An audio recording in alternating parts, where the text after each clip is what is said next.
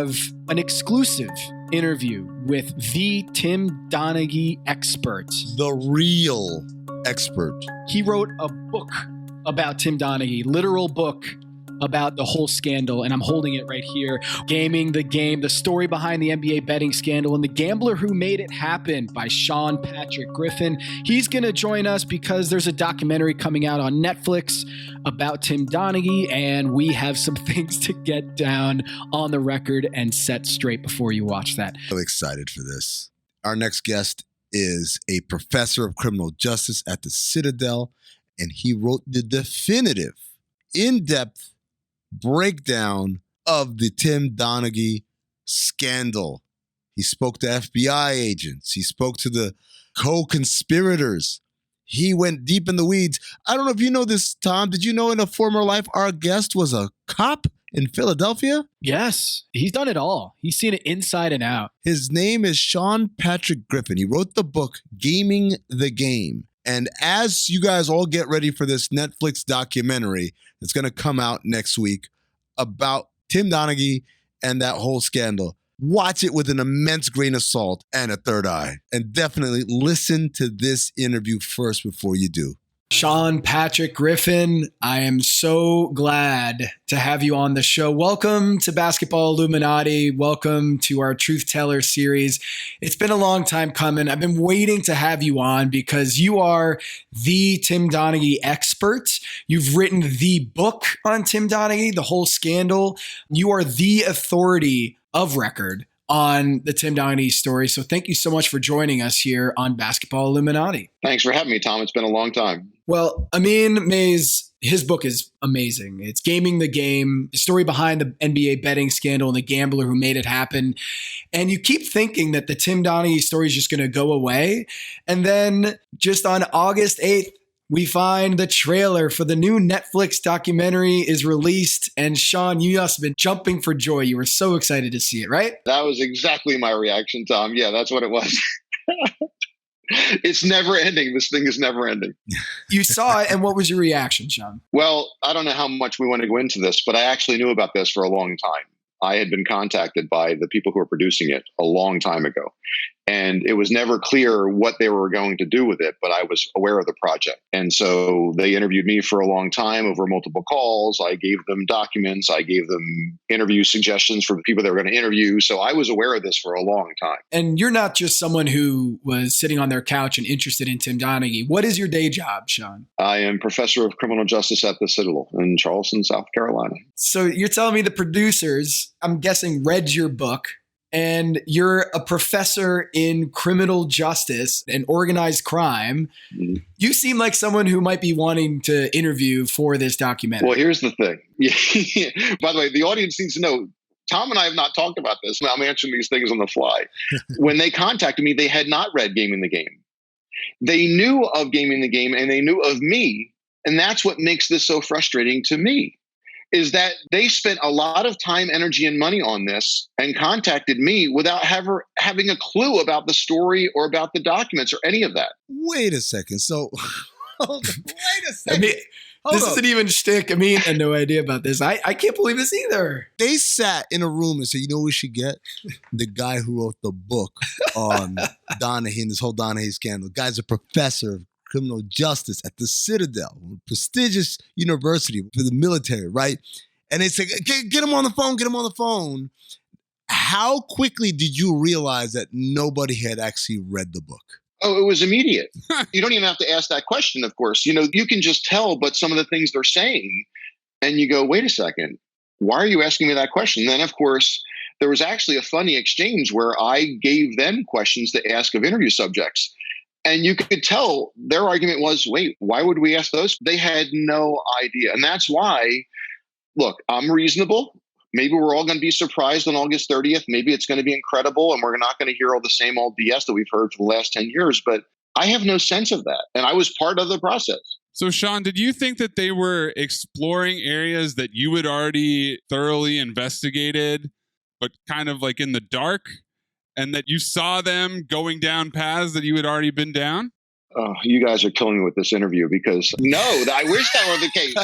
Look, Let's hope I'm wrong. But based on the promos and based on my conversations with the people involved in this, don't forget, the program is called Untold.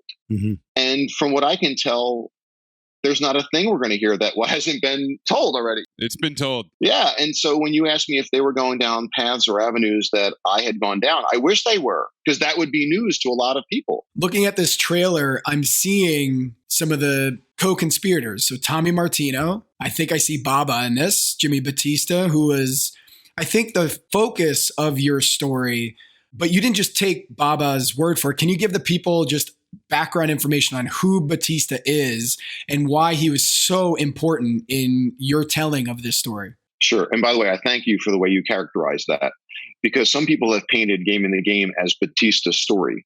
Anyone who reads the book realizes if that was the case, I could have written that book in 3 weeks or 6 weeks. It wouldn't have taken me 3 years traveling all over the country, getting all those documents, resources, interviewing all sportsbook managers, the FBI guys, the U.S. Attorney's Office people. Yes, it's the first time Batista spoke to the public, but I was the only person who actually spoke to all the people involved in the criminal justice investigation, trying to figure out what did they know, what didn't they know, why didn't they know that, and then figuring out questions that needed to be answered. The other part of your question, Tom, is that Jimmy Batista was a professional gambler. You mentioned earlier that I research organized crime for a living. I took on this project back in 2008 because I had heard through the media, of course, that organized crime was involved. So I wanted to see the organized crime angle. So Batista was a professional gambler. For somebody like me, now you guys might know this, I was totally unaware of this world. He would literally, like a lot of his buddies, and I write all about this in Gamblin Again, they would literally put on their IRS returns, professional gambler. They literally claim it as a title. They're way more fearful of a tax evasion charge. And by the way, this is all pre-legalization of sports gambling, of course. I thought professional gambler, there's a great line in the book where the 4 guys are hanging out in a Denny's in Las Vegas. And one of the guys says, if people walked in here, these 4 fat slobs, that's their words, not mine, that they're manipulating lines around the world, no one would believe them. These are just regular schmoes. They do professional gambling for a living and they claim it for a title and they make very, very good livings. So that's who Batista was. And as you said, Tom, Batista was the professional gambler. Donaghy, of course, was the referee. And Tommy Martino was the third co-conspirator. He was best friends with Donaghy, still is to this day, by the way, which matters for the sake of the story. And Batista was friendly with Martino, but not with Donaghy.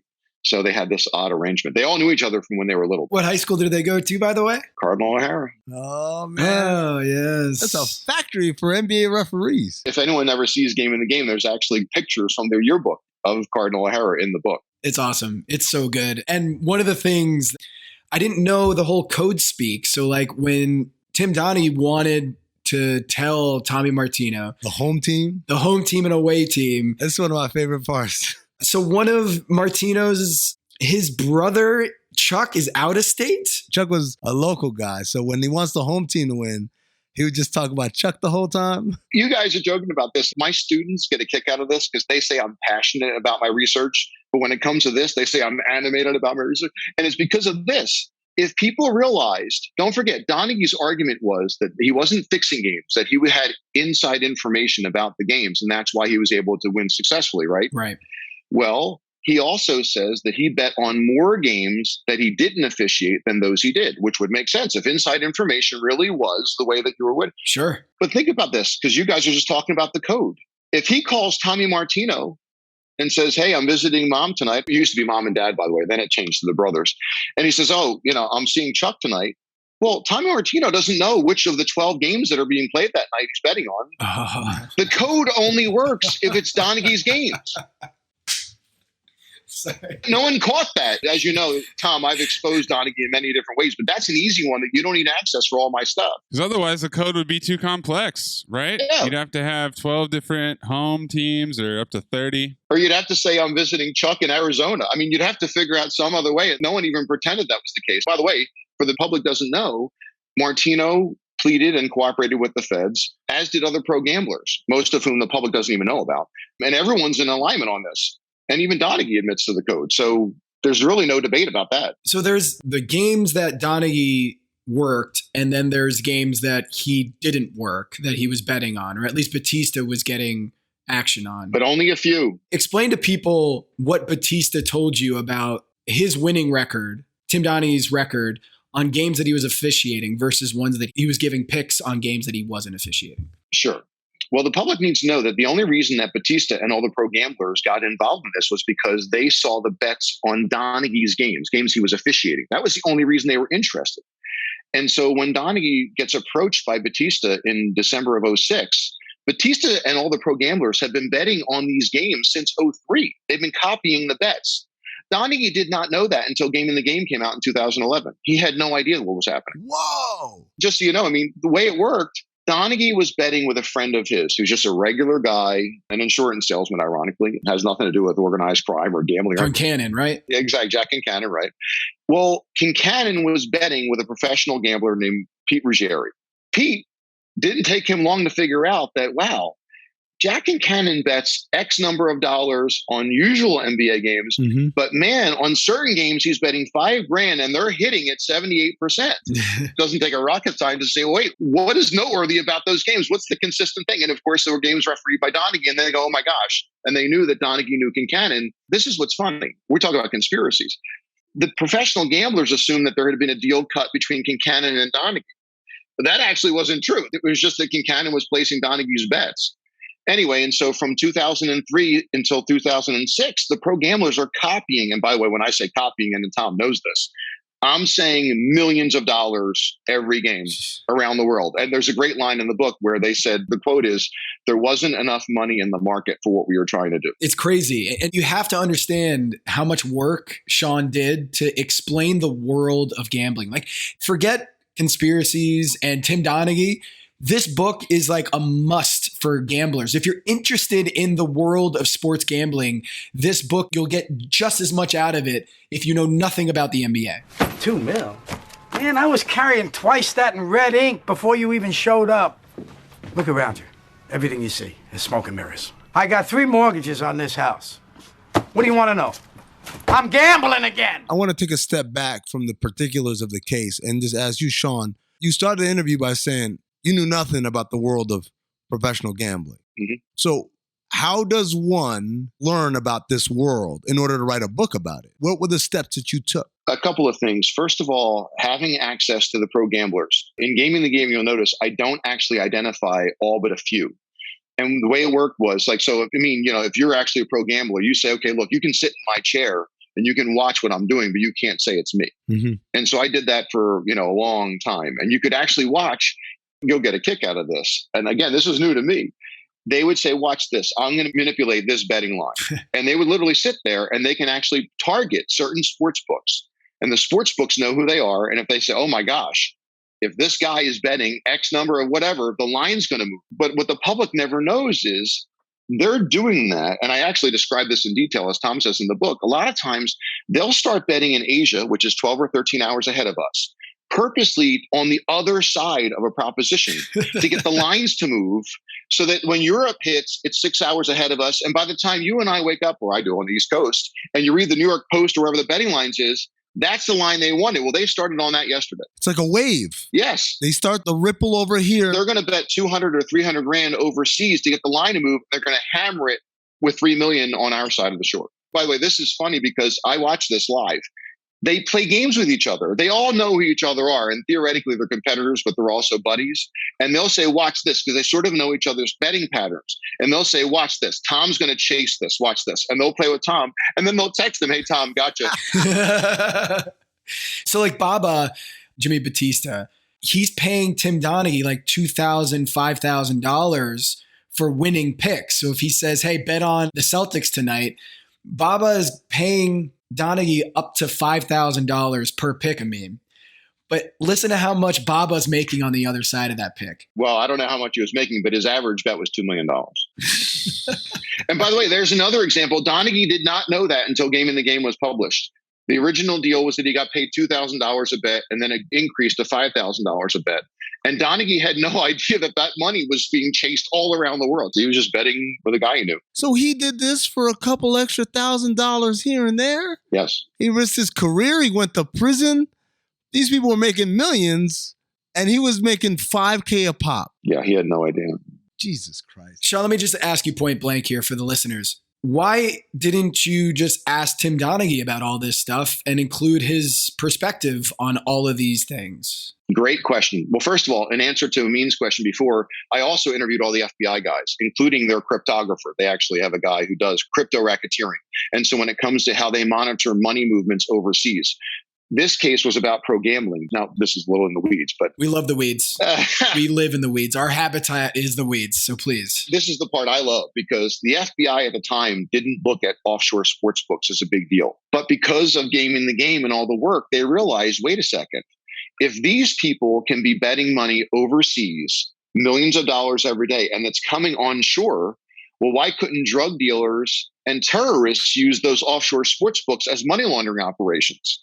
So I interviewed the person who's in charge of that for Gaming the Game. And so he and I had a great relationship because we were both sort of comparing notes, and I was helping him, he was helping me. But anyway, Tom, and answer your question, I wrote Gaming the Game. I started in 2008. Donaghy's book came out in 2009. I bought the book. Yeah. I was a sucker like everybody else. I just thought, well, you'd have to know. And it was unbelievable. You get through a handful of pages. You don't need access to the stuff I have access to go, oh my gosh, this is fantasy land. It's not possible. He talks about the motivations of prosecutors, how the FBI conducted the investigation, motivations of that, things he couldn't know. And I think what happened, the public was so desirous of the conspiracy stuff that they ignored the things that were demonstrably false and said, okay, these 100 things he either can't know or made up. But number 101, that's mine, baby. I've been believing that for 10 years. It's, all confirmation bias. The Dick Pavetta's in the bag for all New York teams, right? And by the way, the other thing too is, look, I'm not an NBA fan, but I'm aware of the conspiracy theories. And did people not realize Donaghy doesn't pick on any other games or series that weren't already in the conversation for years? It's not like he picked a totally random series or a game where you're going to, wow, that's real. I didn't know that. It's all the stuff that people were primed for. Right. In many ways, his book and his untruths, let's call them that. I call them falsehoods. It aided the argument that David Stern made, which was, this is a rogue guy and he's just acting alone, and allowed them to dismiss and sweep everything under the rug. Yes. Because the guy was like a serial liar, pretty much. You're good at this. We've never spoken, but that's exactly what happened. And by the way, somebody tweeted, it was a major blue checkmark person on Twitter, said, oh man, the NBA is going to be really upset when this Netflix special comes out. And I said, you're still not understanding. The NBA is fine with this. Tom gets a kick out of me because I do get animated about this. I think it's pretty remarkable that we show an NBA referee was fixing games for 4 NBA seasons. And for some people, that's not enough. I mean, that's just crazy. So let's get into that documentary, because one of the things that in the preview that we get is we get Baba, we got Tommy Martino, and Tim Donaghy, the 3 Cardinal O'Hara co-conspirators in this scheme. And we have several NBA referees from Cardinal O'Hara, including Ed Malloy and Joey Crawford and Duke Callahan and Tim Donaghy, 4 NBA referees from the same high school. But that's beside the point. These 3 co-conspirators in this documentary, and in interviews I've noticed that the director or producer is saying that they offer 3 conflicting testimonials about how they carried this out.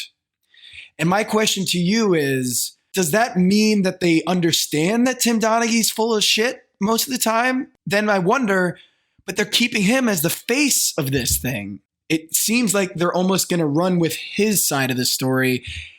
And it doesn't make me feel confident that they're going to get to the bottom of it if they didn't even read your book. Didn't even read it. People are going to think Tom and I spoke about this before we were on this interview here.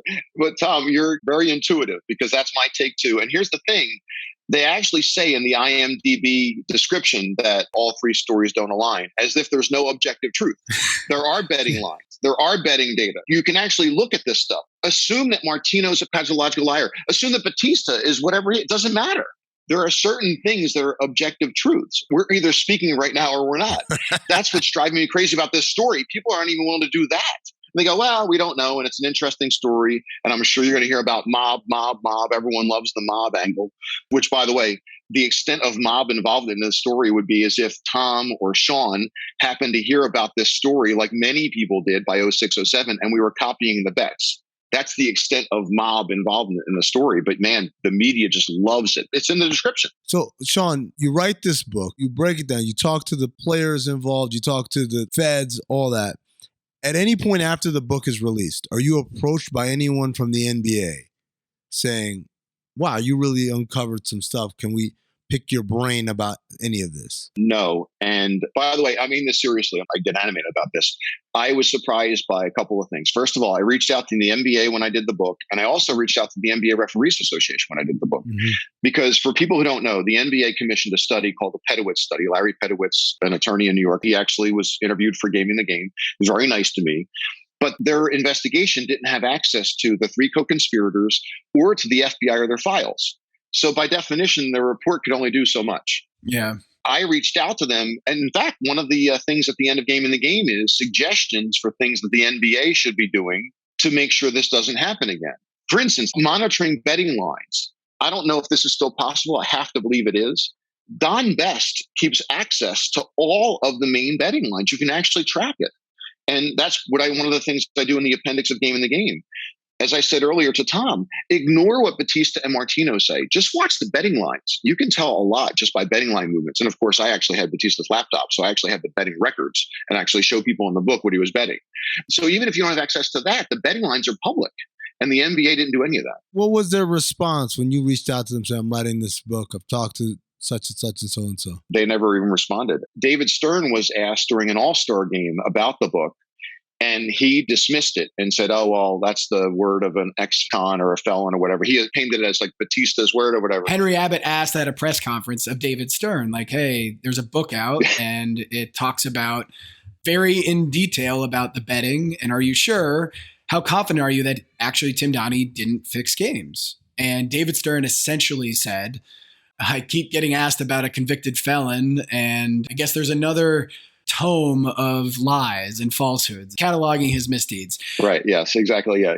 I mean, when you read this book, because it's a must read for any NBA fan or someone who's just into true crime or gambling, all of it, it's a fascinating read. And the fact is that you get to know Jimmy Batista pretty well in this story. But one of the things that Tim Donaghy does in his book is he paints Jimmy Batista as this like high rolling, flashy guy, this mobster almost that's like driving like a Corvette out there or something like that. But what does he actually drive, Sean? Well, at the time, and I actually do this in detail because it was on purpose. He was driving a really old, beat up minivan, and he dressed like a slob. And he would tell you that was on purpose. He didn't want anyone to know what he was doing. Because he's smart. All of his neighbors knew that, oh, he's Jimmy. He's got 3 kids, and this is what they do. He sees them at the school bus stop every day. They had no idea what was happening in his office, you know. Sean, the first giveaway was when you said they'd go meet at the Denny's. And I was like, at the Denny's? Look, don't forget, I didn't know this world. So when you meet them, you would never know, wait, this is what you do for a living, and you control that kind of money? They're totally nondescript guys. All right, one of the things that I wanted to ask you is, what is the claim that Tim Donaghy does that just drives you nuts? That even to this day, you're expecting in this documentary, Tim is going to say something and it's going to be a falsehood or a lie made up that just drives you nuts. That you've seen on his car wash that he does seemingly every year through the local radio stations to talk about his latest project. What is the thing that drives you crazy the most? It's hard picking one, but the biggest one is that the mob made him bet during the 06-07 season. And that's so demonstrably false because he argues that he was trying to stop gambling with Jack and Cannon. And until Jimmy Batista, don't forget, see, the public forgets this. He describes Tommy Martino and Jimmy Batista as Gambino crime family members or associates, depending on what interview you're listening to, okay? These are guys he's known forever, okay? And the media goes, oh, wow, that's terrible. Did you feel for your life? Anyway, so he says that but for the Gambino crime family visiting him in December of 06, he was going to stop gambling. And that he was relieved that when Batista went into drug rehab, he was addicted to prescription pills. He goes in drug rehab in March of 2007. According to Donaghy, he was relieved that he no longer had to bet. Well, again, ignore Sean Patrick Griffin and Gaming the Game. You can look at the public record. All the people who pleaded guilty, including Donaghy, their plea deals. And by the way, when I say all the people, Donaghy, Martino, Pete Ruggieri, other pro gamblers, they're through April, not March. And the reason is because when Batista goes into drug rehab, Pete Ruggieri takes over the scheme. But the betting lines by 07 are flying all over the place. The word is out that the games are being fixed. So everyone's just copying the bets, not just pro gamblers. The whole betting world was paying attention to this. So they only bet a handful of games. And Ruggieri, not Donaghy for sure, not the NBA, not the FBI, Pete Ruggieri shuts the scheme down. And then what happens? Since Amin is going to ask this next, Donaghy begs Martino for one more game. This is the guy who's telling everyone else, A, he didn't want to be doing this in the first place, and that the mob was doing it. He actually was begging for more games way after Batista went into road grab. And by the way, there's a footnote to this. The reason he switched from Jack Kincannon to Batista was because he said that Kincannon wasn't paying him money. He starts betting with Batista. Well, at a certain point, he starts betting again with Kincannon. So for a stretch of the 06-07 season, he's actually betting with Kincannon and with Batista. But according to him, he was only doing this because he was fearful of the Gambino crime family.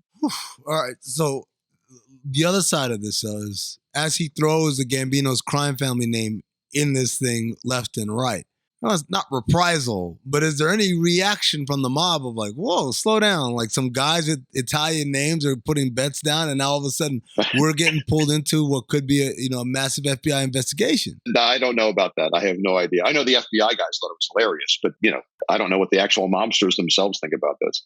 And by the way, Tim Donaghy loves talking about the supervisor of the unit, not of the investigation. I was just going to ask you about this. Yes. The investigation was run by Special Agent Paul Harris with his colleague, Jerry Conrad.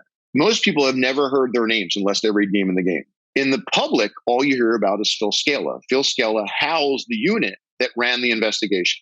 For reasons I can only imagine, he wrote the foreword to Donaghy's book. And ever since then, Donaghy has been saying, well, Phil Scala says, I told the truth. Well, on my website, there's an entire section of Tim Donaghy debunking going on. And a lot of it is Phil Scala ever since 2009 debunking Donaghy's claims. Because after Donaghy got out of prison, his story got even more ridiculous. Even Scala couldn't support. Why did he do the forward? Well, I don't know what's going to air in that Netflix special. I know that question was asked. So let's hope we get an answer to that. I have my suspicions. Phil is interviewed in this story, I believe. And so is Tim Donaghy's ex-wife. Mm-hmm. Who are you most interested to hear from in this documentary, assuming they get everybody involved? That's the question. If you were part of this project, who would you most want to interview about this scandal? Well, Batista, only because the public really hasn't heard of him other than Game in the Game. But see, my fear is I got a sense of what they're going to look for. Well, with Kim Donaghy, I don't need to hear about the personal tumult in the household. It was bad marriage. Okay, whatever. People don't know. She actually was writing a book about her story. And for whatever reason, it never came out. If she could detail, and maybe she does in this documentary, her take on what was happening during the scandal, because she had a very good feel of things that were going on. So let's see what she says. Put it this way. If they ask her about things like the mob being involved or whatever, that would be helpful. Do you think that another Tim Donaghy is possible in 2022? Yes. You and I are in the same sort of line of work with this. We're all hoping that legalized sports gambling, because there's never been more eyes on this, never more data collected. We're all hoping that that's less likely. And we also hope that the NBA really did learn from the Donaghy scandal. This is the problem. And this goes to Amin's question earlier. They were not receptive at all to what I was doing. And I was not looking for gotcha. I really was trying to figure out what happened and trying to help them to create mechanisms that this wouldn't happen again. And they just pretended it didn't happen. And so we're all relying on the NBA internally doing things that we hope they're doing, but we don't know. And that's a problem. So I can't say that it wouldn't happen again. The other thing too is, and I know Tom knows this, maybe your listeners don't forget the way that Donaghy was doing this was calling technically correct calls.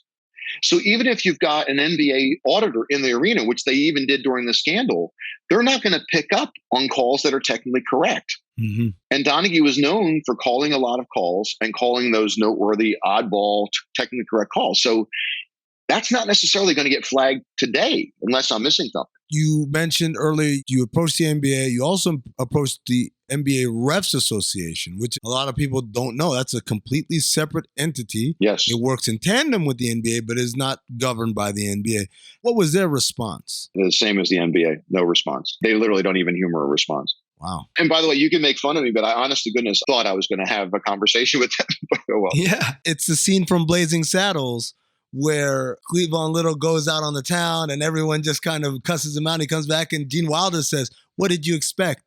Welcome, marry my daughter." Right, exactly. Yeah, exactly. Yeah. It's true. Well, this is unrelated, but years ago, I was doing research on stock fraud, and I contacted, there's a thing called NASDR. It's NASDAQ's research arm. And I wanted to work with them. I was trying to get a grant on stock fraud. Now, this one, I actually did get a response. And the guy said, "Are you crazy? Why would we fund people exposing fraud in the market?" Oh my God. And I thought I was helping. Are you going to be with a glass of wine on the couch waiting for August 30th? Are you not going to watch it? Like, what is your game plan going into August 30th? Well, first of all, I have to get Netflix because I don't watch television. Attaboy. It's a waste of money. But I'm just too busy. No, but I'll absolutely watch it. Because here's the thing. This is similar to my library. If you look at my library, it's not half, but like probably 10 or 20% of my books are total nonsense. But I have to have them, especially in organized crime. Its mythology dominates the literature. Right. So I have to know why people think what they think before I can debunk the claims. So I'm going to watch this for no other reason. Okay, why is my neighbor going to say X, Y, and Z tomorrow? I at least need to know what people are thinking. Can you just, in a quick takeaway for the audience, when people ask you, did Donaghy fix games? Your answer is what? All of the evidence, absolutely overwhelming evidence, points to Donaghy fixing games. And I do that in the book. I show the betting lines, the betting records, all of the pro gamblers. The only reason they were betting on the games were because they were being fixed. They weren't betting on other referees' games. They were only betting on Donaghy games for 4 seasons. There's a reason for that. If they could have made money on other referees' games, they would have. There are a million ways you can do this. Was he truly the only one? Yes. And by the way, I'm hoping the Netflix special gets into this. My understanding is that they're also going to talk about Scott Foster. And I think the phone calls between Donaghy and Foster have been misinterpreted over the last 10 years. I actually have the phone calls. Anyone who does this line of work, you actually get the call logs.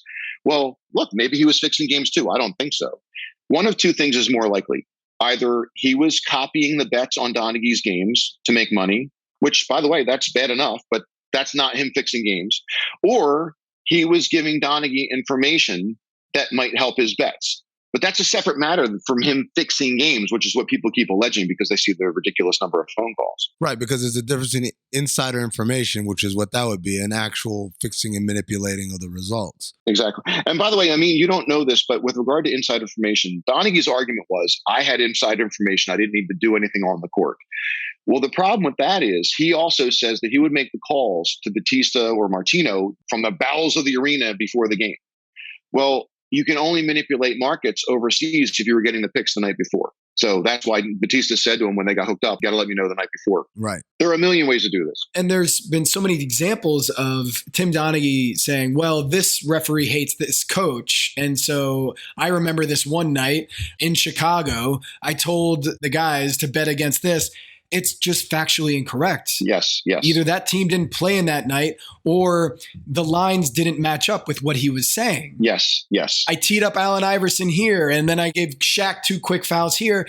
And like, it doesn't add up. All these things, more often than not, are just fabricated or just misremembered. So I don't know how people can trust his testimony in a documentary or in a book or in a podcast. But they do. That's the weird part. Because they want to hear it. They love his story. That's the problem. It's confirmation bias. He's saying something they want to hear. I always say to people, what could he possibly say on a radio show or a podcast or TV that would get you to go, I don't know about that. If he said he made no money, or if he made $1 bazillion, at what point would you go, yeah, I don't know. But for some reason, nothing has worked. Yeah, the people still believe in the Scott Foster angle. And I mean, it is still really fishy. It is still really odd that call log. You say you have the calls. Do you mean you have just like the times of the calls? Or do you? Exactly, yeah. Okay. I don't have transcripts of the actual conversations. I just have the timestamps. I was just going to say. No. So your leading theory on that is that he was either telling him of the bet or just having a friendly phone call. Well, no. I said, or he's greasing him for information. That's right. Yeah. Either he's giving him inside info or he's just figuring out what the bet is so he could put down some money to. I was putting it in there that Sean believes that he was just giving a phone call to his friend. They were great friends. How's it going? How you been? How's Philly? Isn't that a leading defense for Tim Donaghy that, look, we've been friends for decades. Yeah, that is what he says. Yeah. I know the guy for a long time. Like, I'm not allowed to call my buddy before and after every game. Well, and it's not just that. If you look at the call log, it's not just calling him. It's just this weird, crazy pattern. Like, call for a minute, then a minute. Like, it's weird. We're talking hundreds of calls here. I mean, it was unbelievable. Jeez. Is there any reason that you came across in your reporting, in your research, why the NBA didn't pursue the Scott Foster phone calls more than what meets the eye? Like, if I'm the NBA and I find out that there might be a rogue referee, maybe he's not rogue, but he is calling another longtime referee a lot. Don't you want to investigate that or get to the bottom of that? And maybe the NBA did, and they just found nothing. What do you make of that? Well, wait, there's an alternative explanation too. Maybe they did, and they did find something, and we don't know about it, and they covered it up.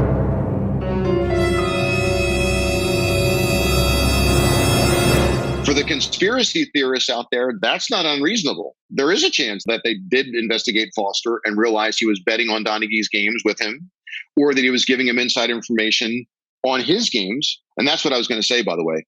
Batista did bet on Foster's games, and they were losers, and they stopped betting them. It was either 5 or 7 games where Batista actually bet, because of Donaghy telling him to, bet on Scott Foster's games, but they were losers. And again, everybody who cooperated with the feds agrees on that story. And Batista didn't cooperate with the feds, but he told me that before I even got access to all the cooperating of informers. So everyone agrees that there were a handful of bets on Scott Foster's games, and they were losers, and they stopped taking them. So Scott Foster just wasn't as naturally gifted as Tim Donaghy. He won the king. Or Foster really was just giving information and was not going to actually do something on the court, whereas Donaghy was clearly willing to do that. The other thing that made Donaghy stick out were the splits. Typically, a referee's splits are fairly even between Team A and Team B. Donaghy's splits were ridiculous. So if normally you would have a split of 14-10, 15-11, his were, 20-5. I mean, they were ridiculous. Well, Sean, we can't wait to have you back on once we all watch this. And off air, I can just give you my Netflix password. You don't even have to pay. No, don't do that. They're cracking down on that, Tom.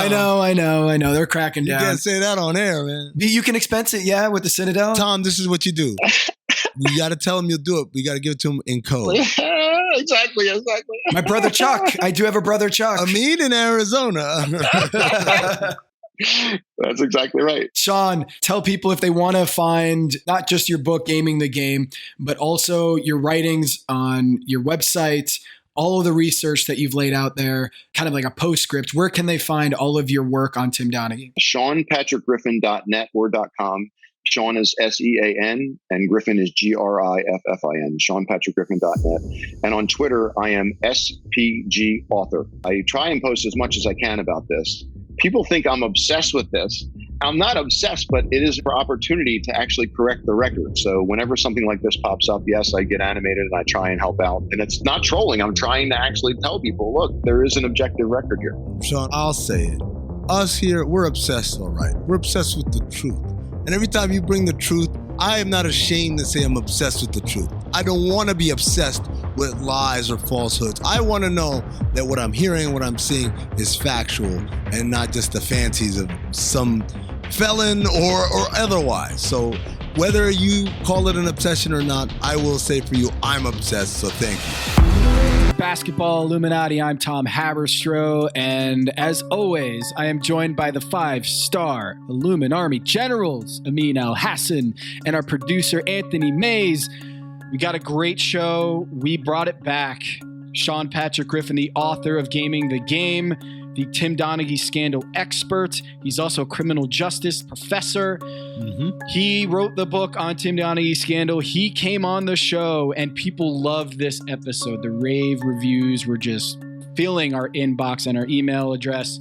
Great interview we did a couple weeks ago with him, but this one's even better. Hear what Sean Patrick Griffin thought, his takes, his reaction to the Netflix documentary. We're going to talk to him for our Truth Tellers segment. Time to tell some truths. It's time to bring back Sean Patrick Griffin of Gaming the Game and not of the upcoming documentary, as we'll discuss right here on the show. Stay tuned.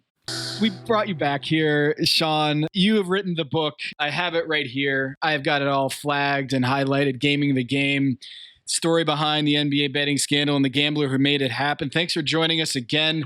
If you haven't listened to that episode, go listen. Press pause right now. Do your homework and listen to that episode. And we introduced Sean Patrick Griffin to our Illuminati listeners.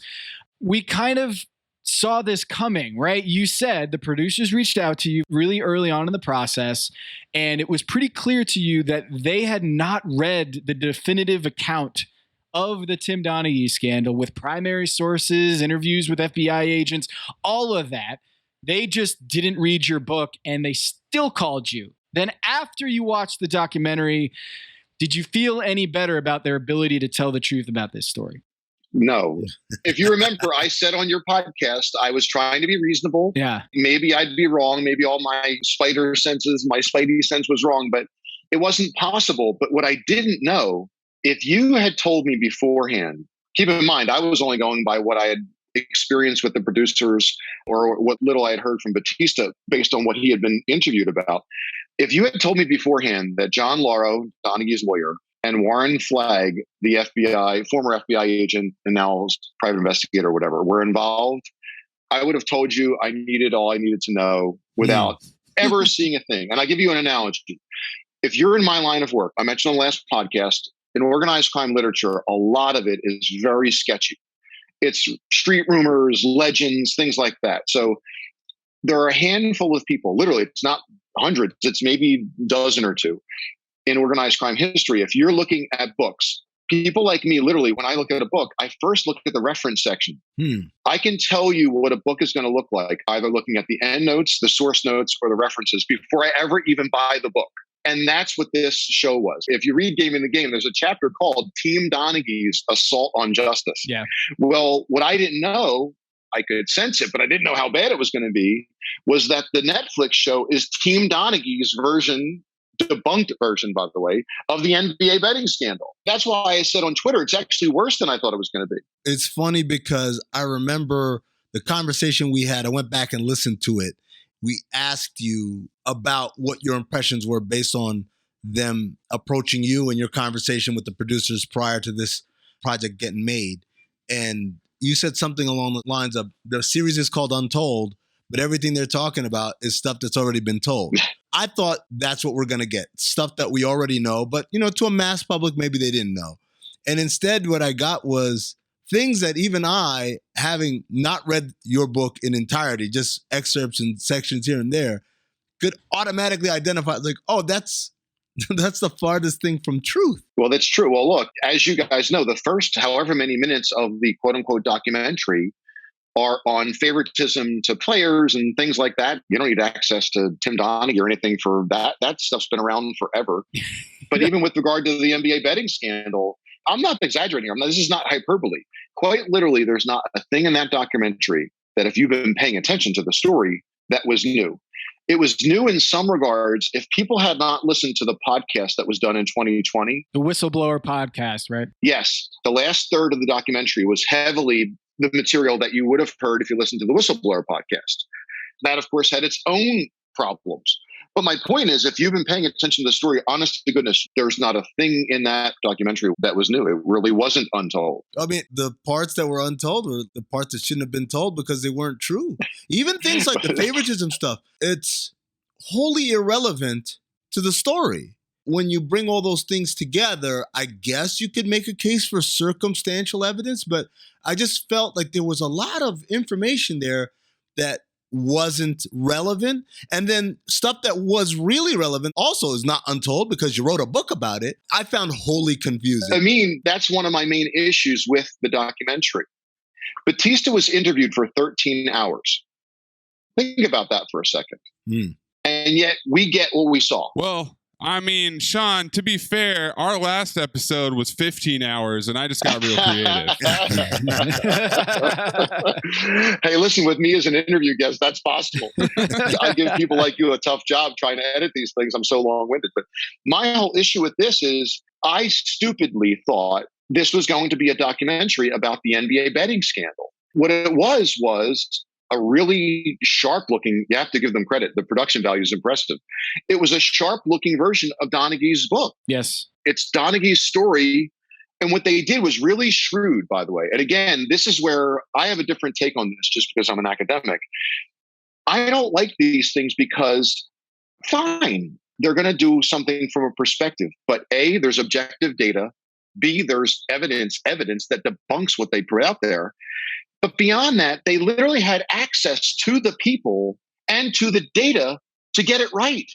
And they consciously chose to put that out there. That's what people should be agitated about. Okay, so let's get into the actual moments of this documentary that I have flagged here as things I want to ask you about. The principal one, the number one thing, is the meeting at the Marriott. Mm-hmm. You have chronicled the meeting at the Marriott. It is an absolutely pivotal moment in this entire scandal. And the producer of the documentary asks Tommy Martino, who is the co-conspirator, boys with Tim Donaghy. They go back since day one, off camera, subtitled and everything. Why are your stories about what happened at the Marriott so different? Tommy Martino starts stammering and then goes, wait, can we cut for a sec? What happened there? Here's the background that I know. Tenderfoot TV did a podcast talking to Tim Donaghy and Tommy Martino a couple years ago. And in that podcast, Whistleblower Podcast, the journalist is driving Tommy Martino, asking him about Tim Donaghy and the scandal. And Tommy Martino confesses something. He makes an admission in the car and says, I actually have been lying about that meeting. Tom, just to be clear, what he says is Donaghy asked him to back him up on his story. And so in order to back him up in his story, he had to say that I was never there when the threat was made. I never heard threats, but I was never there when those two were alone. That wasn't addressed here on the documentary, right? Like, as far as I could tell, they just skipped over that whole part. And when Tommy Martino wants to go off the record, they just kind of leave that cliffhanger. So talk to me about that moment, watching it, you chronicling that whole Marriott meeting and then seeing how the documentary presented it. Well, don't forget, I'm watching this like you. So when I saw that moment, I'm a big boy. I can imagine why a producer or a director would love that moment where he says, I don't want to talk on screen. But I'm stupidly assuming they're going to come back to that and explain why he wanted to be off air, what was actually done and said, and the fact that he finally admitted in 2020, what everyone who knew the story knew, that, you know, he had been lying for the last decade, and they never come back to it. Are they doing that just because they want this like mystery out there for clicks and views and ratings? I don't know. But again, I'm assuming they really were going to tell the story. And people who watch this think that with all this money and this high-end production, we're 10 years after this, by the way. It's not like we're in 2007 and there's this fog about what happened. Yeah. We know what happened. And yet we're getting this. And they never return to that. So the viewer knows nothing about what you just said, by the way. They don't know that Martino admitted to that. And by the way, that ridiculous story that Donaghy tells on that documentary where he says the threats were made, don't forget, he says the threats were made in the Marriott at the table. Martino goes to the bathroom. I'm begging people, go to my Twitter feed, SPG author, and you'll see clips from Donaghy in 2009 where he says over and over dozens of times on radio and TV that the mob, two Gambino crime family members, picked him up and took him for a ride. And that's when the threats were made.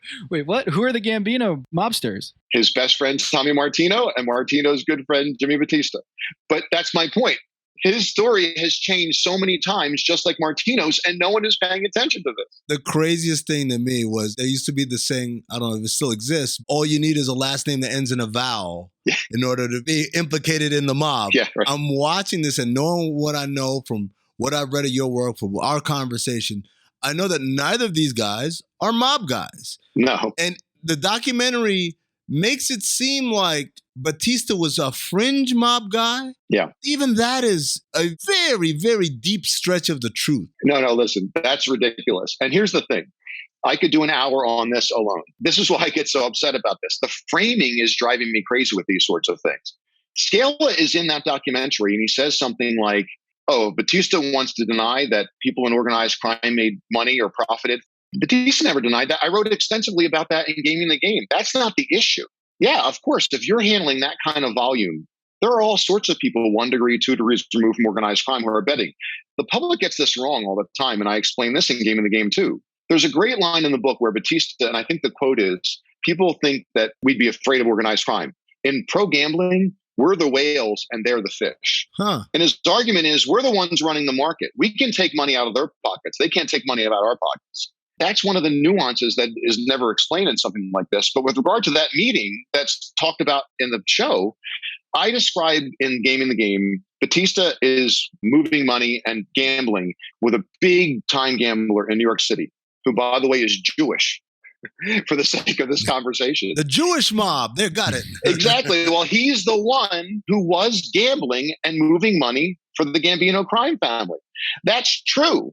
But that has nothing to do with Martino or Batista being mobsters and threatening Donaghy. And that's what I'm saying. Donaghy has so shrewdly played this for 10 years. And the media doesn't get that. Because it makes him look better. Yes. It makes him look better. And also, as I said, you have last names that end in vowels. No one's going to question. Jimmy Batista, who's named Baba? Baba. Yeah, of course he's Baba, come on. Of course he's a mobster. Hey, Tom, the whole Baba Black Sheep, the public needs to know this. I write about this in Game in the Game, too. Yeah, it's great. He doesn't get that name from like being a tough street guy or a corner guy or whatever.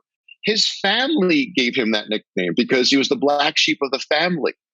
It was an inside joke in his family. He totally embraced it and was fine with it. But the public thinks, oh my gosh, that's because he was in this underworld. Yeah. That happened when he was a kid. It's like Carmine the Knife Fratelli. Like they're thinking it's that kind of nickname. The other thing that bothered me about the documentary is they've got Phil Scala there. I don't know how many hours they interviewed him. They could have asked him, well, hey, obviously you guys picked up on this sort of by chance. Well, what about Batista? They could have asked him all these details. Why wasn't Batista charged with extortion? They're putting Donaghy on air saying he was extorted. Okay, well, you've got the FBI supervisor on the show. Well, why wasn't he charged with extortion? According to Donaghy, Martino extorted him too. Why wasn't he charged with extortion? If they're threatening him and his family, like, oh, if you don't come over with me, there's someone who might make a trip down to Florida and meet your wife and kids. Exactly. That's a threat. That's extortion. That should be a federal crime here. That should be something that Phil's team. And by the way, can you tell the people, Phil Scala, the guy who's on the documentary and who wrote the foreword on Tim Donaghy's book, which for reasons have not been explained, right? Right. Why Phil Scala wrote the foreword for the book. He was housing the unit. He actually wasn't one of the agents who were working the case actively, boots on the ground every day.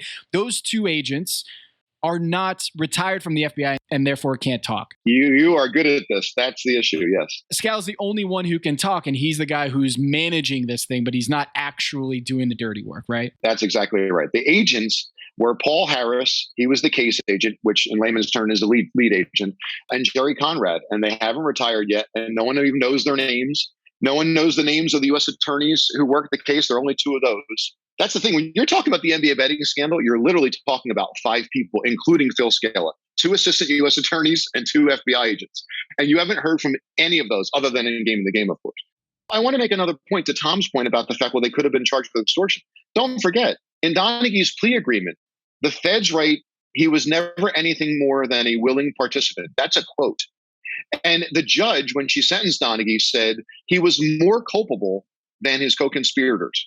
And yet the documentary mentions none of this. In fact, the producer off camera, when talking about this moment, he says verbatim, if he had not made that threat. Yes. As if it is fact. And he sets Donaghy up for the, oh, well, of course I wouldn't have done this. Yes, Tom, you're so good at this. And that's what I'm saying. I'm not a Batista apologist. I'm trying to get the facts correct. This is all on the public record. You don't need access to Sean Patrick Griffin's files or Gaming the Game. This is public record. It's driving me nuts. This entire thing was framed from Tim Donaghy's point of view, and they ran with it. That's another example where it was just teed up. And what the public doesn't know is not only was Donaghy not upset when the scandal ended, he complained. When Batista goes into drug rehab on March 18, 2007, he told the media for a decade, oh, I was so relieved because the mob had finally released me. Yeah, they'd be off my back. Yeah, well, the truth was it switched from Jimmy Batista to Pete Ruggieri, another professional gambler. Ruggieri had it for like a handful of games. He shuts the scheme down, not the FBI, not the NBA, and certainly not, as he says, Tim Donaghy. The pro gambler, Pete Ruggieri, shuts the scheme down because by then, too many people are copying the bets in the underworld market. I don't mean underworld like mobsters. I'm talking about the professional gambling market because everyone knew he was fixing games. And Ruggieri said, we can't control this any longer. And then when that happens, Martino reports back to Donaghy, hey, Pete's shutting the scheme down. And Donaghy complains about one more game. He wants one more game. The documentary people knew all of this and chose not to put it on air. I don't think people understand how much the media is manipulating the story. Before you answer this question, Sean, because I know you're going to have a fire answer, I want to ask Maze and Tom, based on what we know, which is a fraction of what Sean knows, what was the most glaring omission you noticed when watching the documentary? For me, it was what Sean told us last time. The success rate on Donaghy picks where Donaghy reffed was 37-10, right? The success rate on games where he wasn't reffing was so bad, they said, never mind. Don't give us any more of your insight picks. Just give us your games and your picks for those games. Tom and Maze, if I present that to you as the most glaring omission, do you have something that can match it? And then after you guys have answered, I want Sean to see, if Sean has something that can match or even overtake that.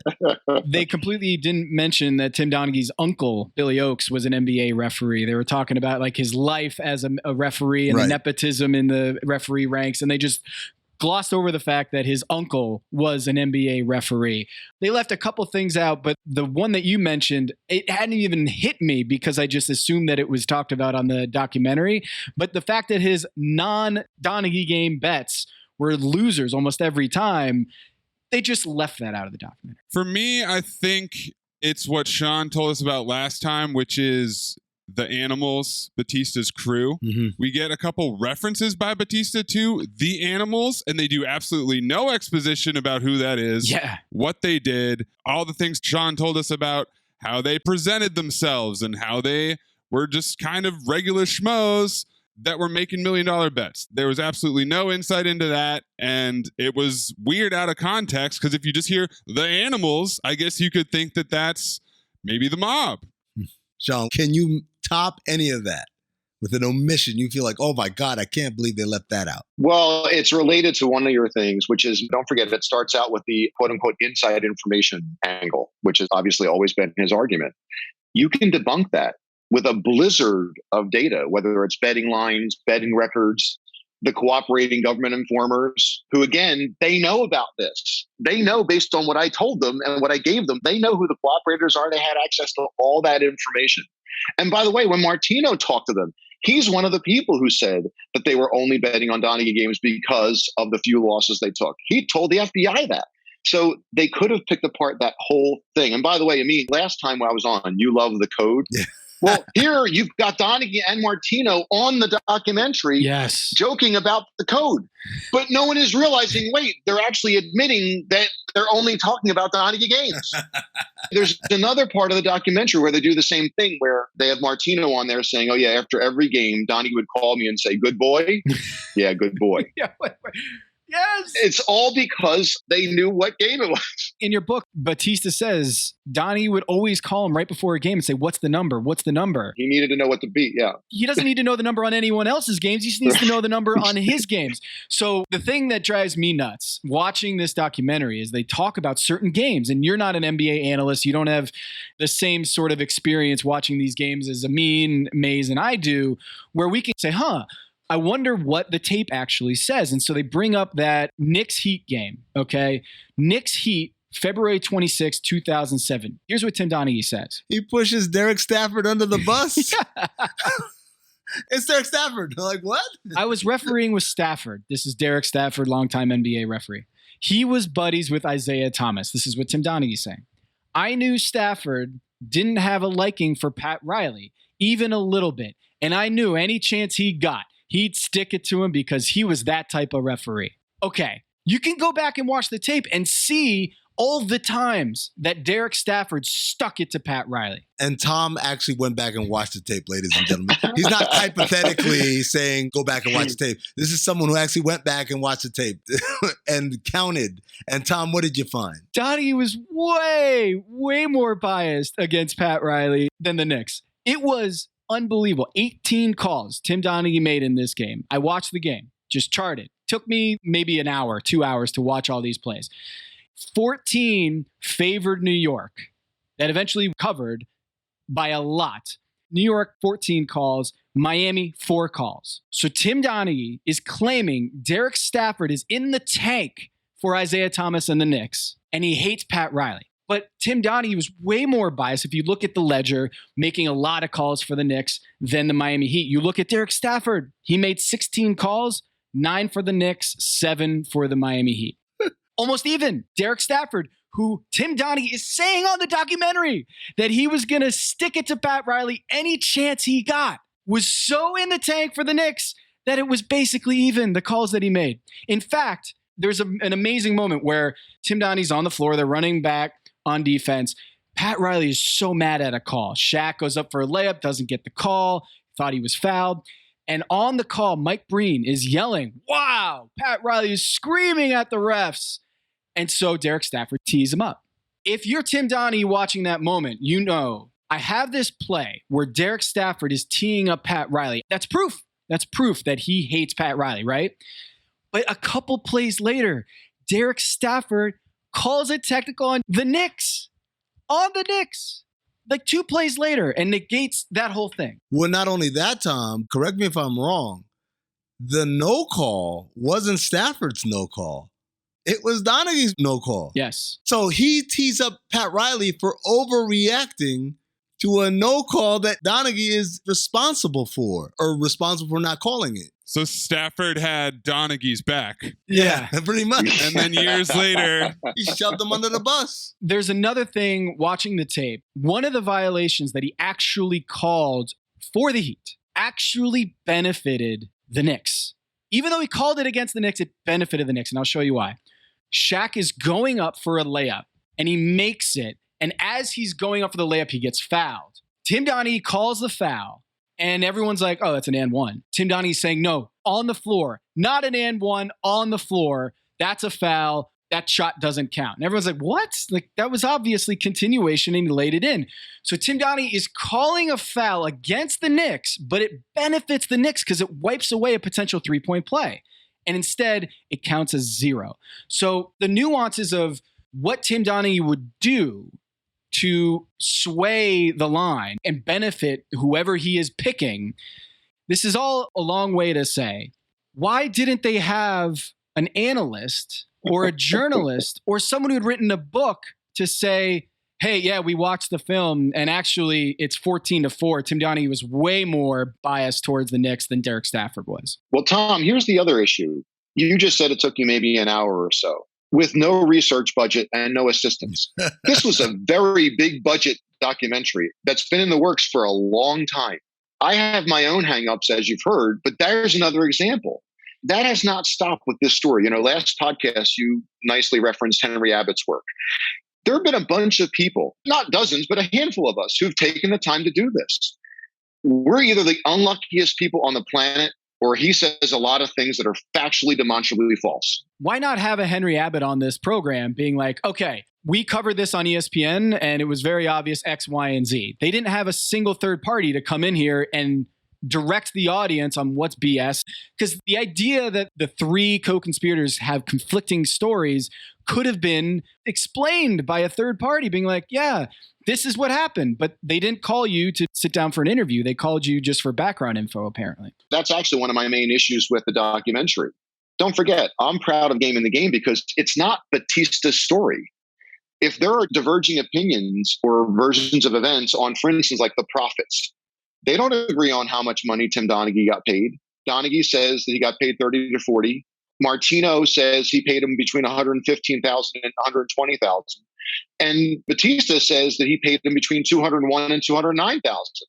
Well, I don't take an argument on that. I present that in the book.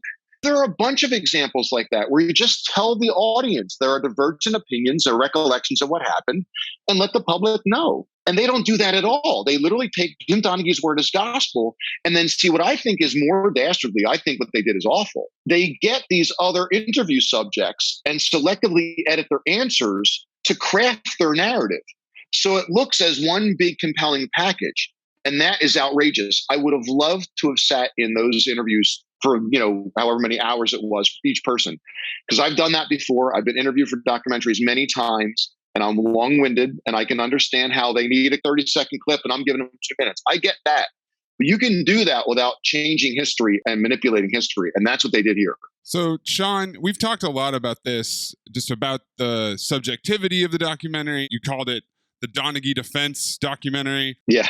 And I want to know, clearly his involvement was a major part of it. Do you think that his interview was contingent upon the narrative being framed around his story? Do you think he would have participated if they had been more objective? That's a great question. If I didn't have background information, I would have said, I think so. I actually don't think that happened. He was nervous as heck about what this finished project was going to be. So much so that he visited Tommy Martino, flew up from Florida to visit Tommy Martino, what he had told them and what he thought or whatever. And Donaghy texted Batista asking him to come over so they could all go over what they told Netflix. So I think he was very nervous. Wait, how do you know that? Batista told me. I know he did. It's not a matter of telling. And you're laughing because it is laughable, right? Here, for a decade, we've been told that Jimmy Batista, and before him, Batista and Martino were Gambino crime family members who were threatening Donaghy and his family. Yeah. Never mind the silly thing that just happened with Netflix, where Donaghy is at Martino's house and texting Batista saying, hey, I'm at Tommy's, come on over. 2 years ago, when they're promoting Martino's film, Donaghy contacts Batista, he text messages him and say, hey, and I won't tell you the dollar figures, we can give you X number of dollars if you help us promote this film. This is the guy who is on TV, radio for 10 years saying that this is a mobster threatening his life and kids. It's so ridiculous. And you don't need my access to this ridiculous anecdote. But anyway, so Mays, Donaghy, I think, was correctly fearful, not because of anything he said, but because he knew that they had spoken to me and they talked to Batista. As it turns out, he had nothing to worry about. So in your book, I'm opening it up to 226 here. Of course. This is on What Characters chapter. Oh, yes, 226, one of my favorite pages. For those following at home, this is you writing here. The assault on Donaghy's character and credibility was likely to go all the way back to high school, when Donaghy admitted getting into Villanova University in part by having someone take his SAT exam for him. Donaghy's SAT scam was a hot topic among the Delco crowd from that era, and Tommy Martino had discussed his knowledge of the situation with the FBI, including the name of the person Donaghy supposedly paid to take the test in Donaghy's stead after performing poorly on the exam himself. Martino added that it was his understanding that Donaghy also cheated on tests while at Villanova. Okay, I didn't know that before I read your book, that Donaghy apparently paid someone to take the SAT for him.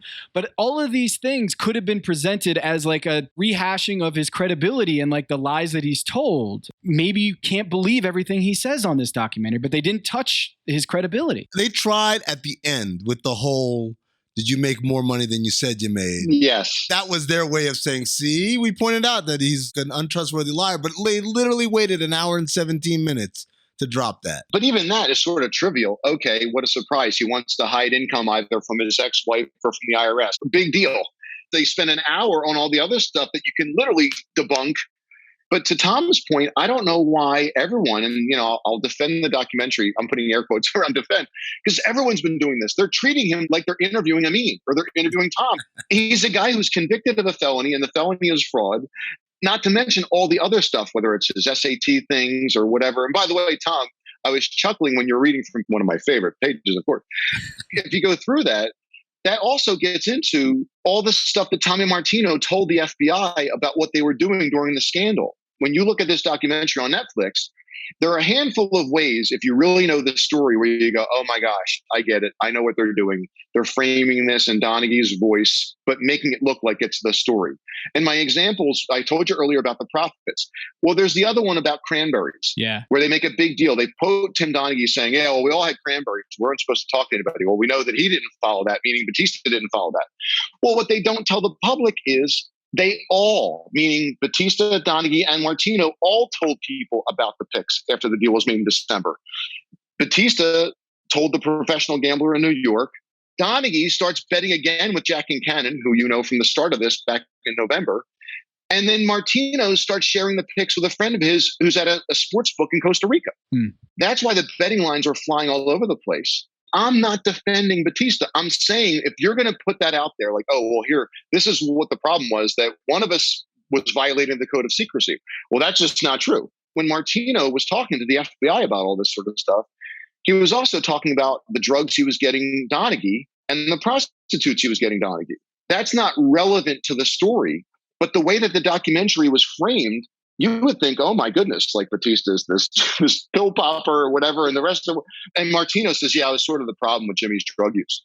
Well, are they unaware that he actually told the FBI he was getting drugs for Donaghy? Yeah. They literally have Phil Scala there. And of course, as I keep saying, they have the documents. So there's this other thing in the book that you actually compared the betting line data, percentage of NBA games with big line movements, to corroborate the idea that Donaghy was fixing games, or at least he was betting big on games that he was officiating and not betting big on inside information that were losers. My question here is, what else could the documentary have done to just get down into the facts about whether he bet on these games and fixed them, or whether he was just betting and winning games on other people's games?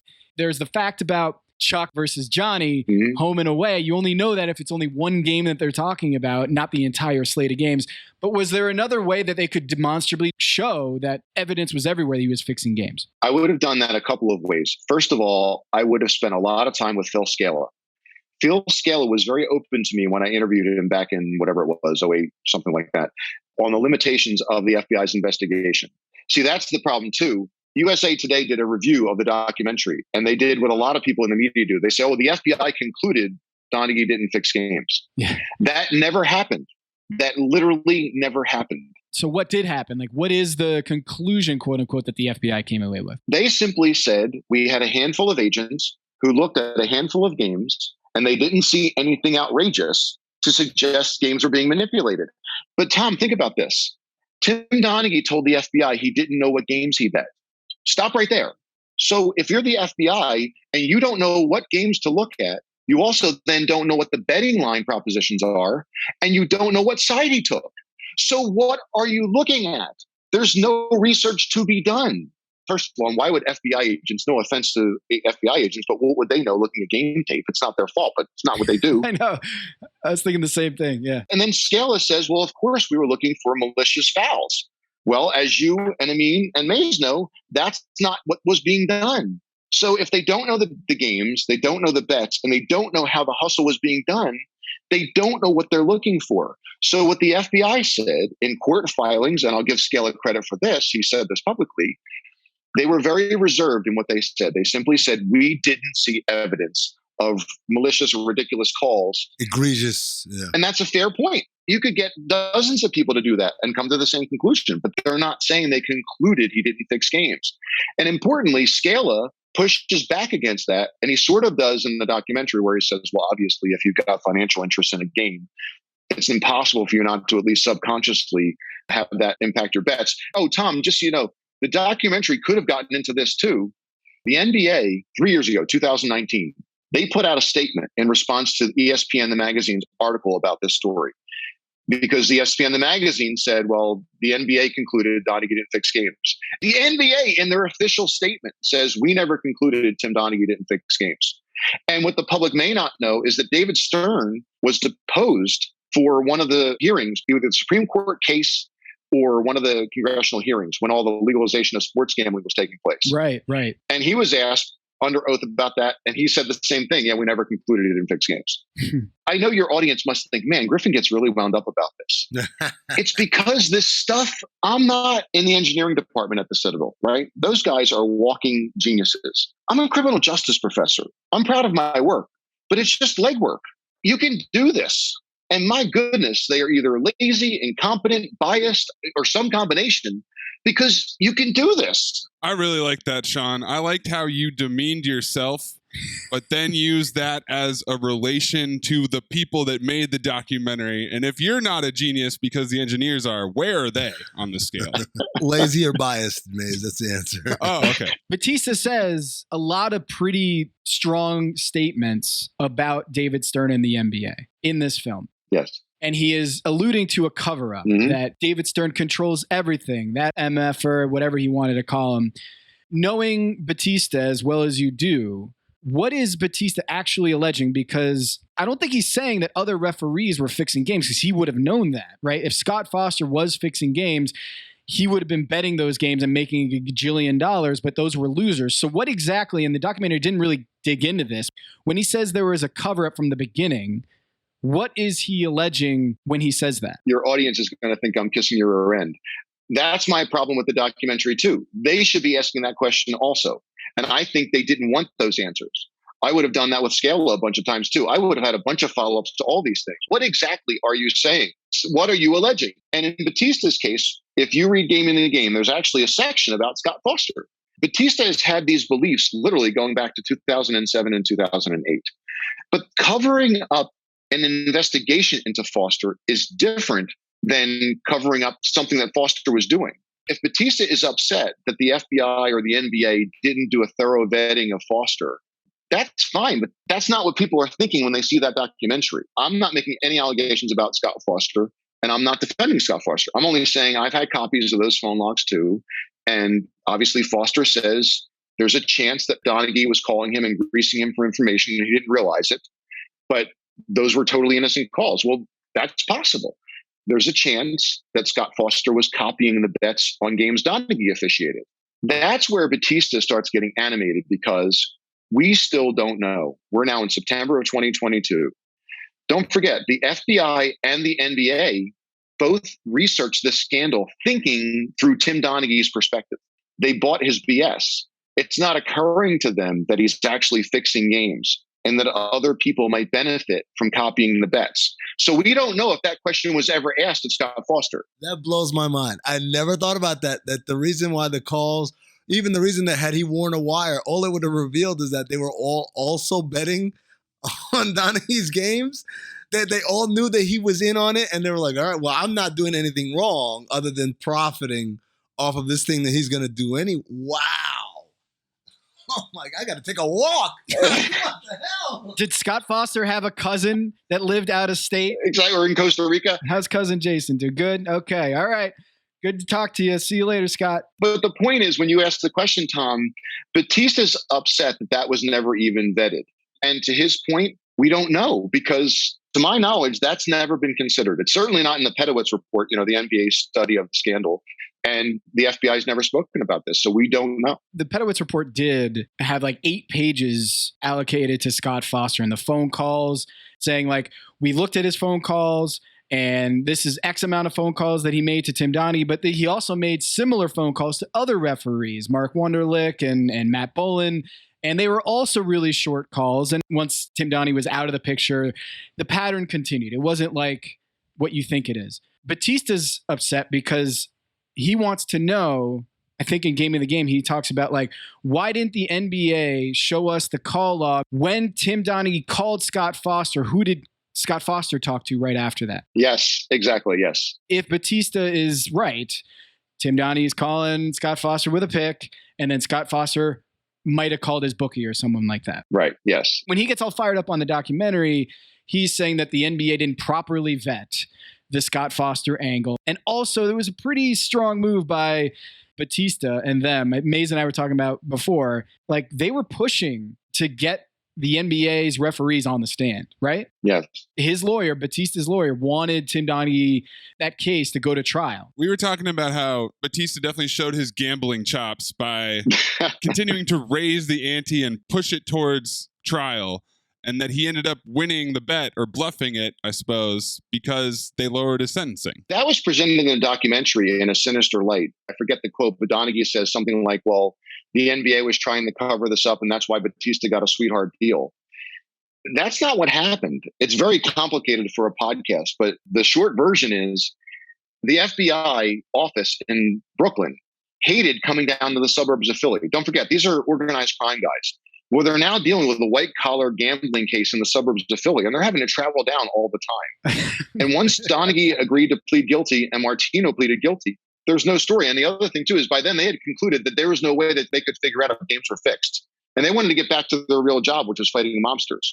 And so they just thought, fine. And there was a second issue, which was the issue of venue.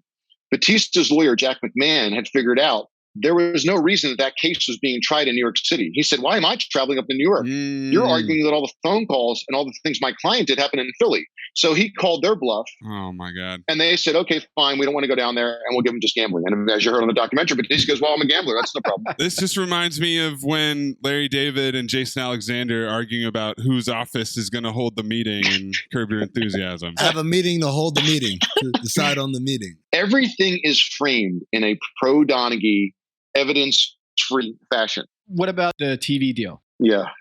That David Stern found out about the scandal, didn't reveal it to the TV networks, and then signed a gajillion dollar TV network deal.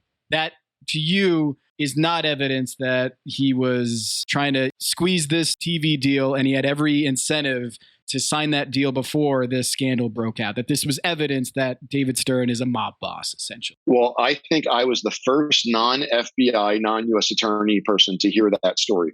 When I interviewed Scala for Gamblin Again back in 07 or 8, he told me that then. Untold. That is Untold, yeah. And I, of course, said, what evidence is there of that? You know, he likes connecting dots and coming up with conspiracy theories, and there is none. As far as that goes, Scala is no different than your neighbor, your drinking buddy at the pub. Like, okay, fine. You can say that the deal was cut right around the time that this was happening, whatever. But look, you and your audience know those deals are going on for months. The idea that that massive deal was cut out of nowhere to put this to bed, there's a difference between making good business decisions and a scandal. And there's nothing stopping, especially in 2022. People at those broadcast networks were upset and thought they got hustled. They could have gotten the word out there anonymously and let people know they think they got duped, that they wouldn't have cut the deal, but for David Stern rushing it before this shit show was going to happen. Yeah, that's a great quote that they presented in the documentary, that the NBA states that the TV networks had no problem with how we negotiated that deal. And it's like, why did you just go to the TV networks and ask about it? Yes, yeah. Last thing, and we'll let you go here, Sean. This documentary comes out. You think it's as bad or maybe worse than you had predicted, the way that the truth is not presented accurately in this documentary, that it's very pro-Team Donaghy. But if you go and do a search about this documentary on Twitter and on social media, people are loving it. Yeah, I know. How does that make you feel? It's disheartening. And I'm going to say something corny on your podcast here because it's a hoops podcast. My problem with this is I think this is happening a lot in stories way bigger than an NBA betting scandal. Because I've done this now so many times. The public needs to understand that it is just so challenging figuring out what to believe because something like this looks real. They've got the actual characters. They've got the supervisor of the unit that did the investigation. And it's so beautifully done. So my goodness, it's compelling as hell. So it's not surprising to me at all. And the other thing too is though, Tom, if you do this, and unfortunately, while you're spending hours looking at game tape, I'm spending hours looking at reactions to this on the internet. You see the same thing that I've seen for a decade. I knew it. Everything about referee bias, all that sort of stuff. It's all the confirmation bias that's been going on forever. The fact that he chose certain games, people go, I know it. And it's just like his book. He chose certain series in the playoffs. He talked about the Kings-Lakers game that he did not officiate. Yeah. It's just a game that is already a lightning rod. And if you say, oh yeah, just watch that game. He never says who manipulated. He just kind of throws it out there. The other thing people do, they say Tim Donaghy admitted. He's not admitting anything. He's claiming. He's alleging. What are you admitting? He's not admitting anything. Yeah. You think that epic thread I put up there a week ago, I'm putting up another one sometime today or tomorrow because I want your public to see how the media has treated this over 10 years. Now that more and more people are learning the truth and how they've been manipulated. Because the media has been a huge part of this. Yeah, fine. He's a convicted felon who tells tales. Okay, great. But people keep giving him platforms. That's, to me, the issue. Who cares about Donaghy? It's unreal that people just giving him platforms to say whatever he likes without any fact checking or whatever. In this case, I think it's worse because, like I say, they literally had access to everything and ignored it. It's different. In 2007, okay, fine, we didn't know a lot. Well, we know a lot now. And they were offered a lot and had access to all of it and chose to ignore it for their own narrative. Sean just put his finger on exactly what we do here at this podcast. We break the code. We ask the questions. Open your third eye. Open your second eye, man. Do your own research, folks. Read Sean's book, Gaming the Game. Don't fall for the conventional wisdom. Question everything. And that's not what people are doing when they watch this documentary. They accept everything. They accept the narrative. And we, God damn it, are not willing to be sheep. Sean Patrick Griffin, not Sheep Patrick Griffin. Thank you for joining us on the show.